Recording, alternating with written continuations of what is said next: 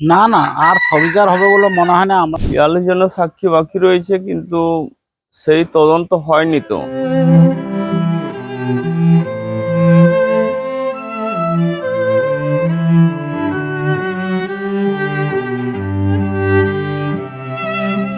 নেতাই কাণ্ডের 14 বছর পেরিয়ে গেল, কিন্তু এখনো পর্যন্ত শেষ হয়নি নেতাই গণহত্যার বিচার পর্ব। বিলম্বিত সাক্ষ্য প্রমাণ গ্রহণের কারণে সব আসামি জামিন পেয়ে গিয়েছে। অভিযুক্তরা এখন দিবালোকে জেলায় ঘুরে বেড়াচ্ছে।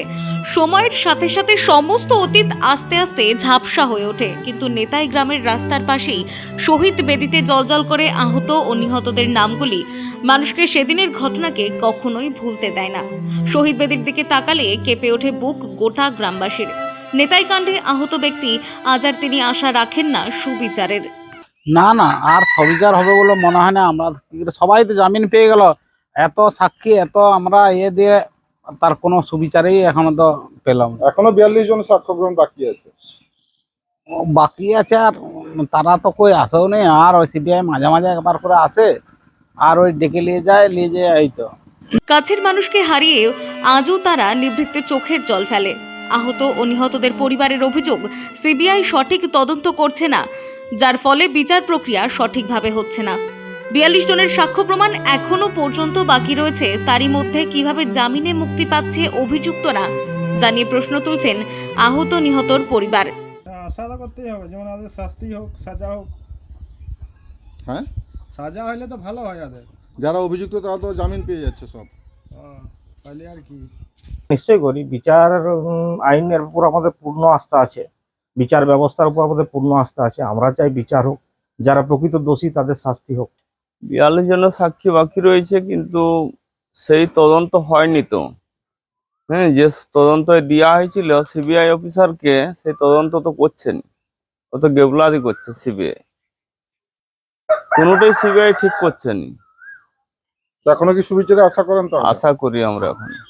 সময়টা 2011 সাল। ক্ষমতায় থাকা বাম সরকার মাওবাদীদের আতঙ্কে জুবুথুবু তৎকালীন ঝাড়গ্রাম মহকুমা।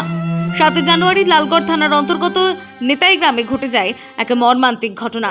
অভিযোগ ছিল, স্থানীয় রথীন দণ্ডপাঠের বাড়ি থেকে সিপিআইএম এর আশ্রিত সশস্ত্র দুষ্কৃতীরা গ্রামবাসীদের উদ্দেশ্যে এলোপাথারি গুলি চালিয়েছিল।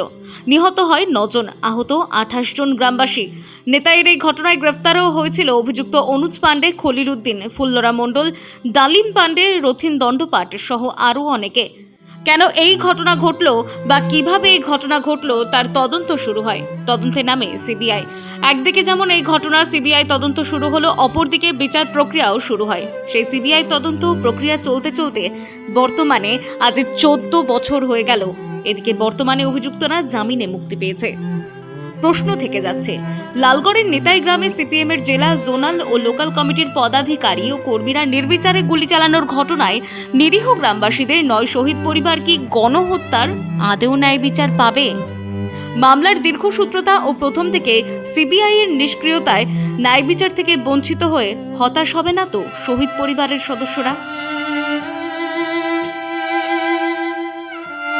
ঝাড়গ্রাম থেকে অভিরাজ বেরার রিপোর্ট, টাইমলেস ডেপিকশন নিউজ।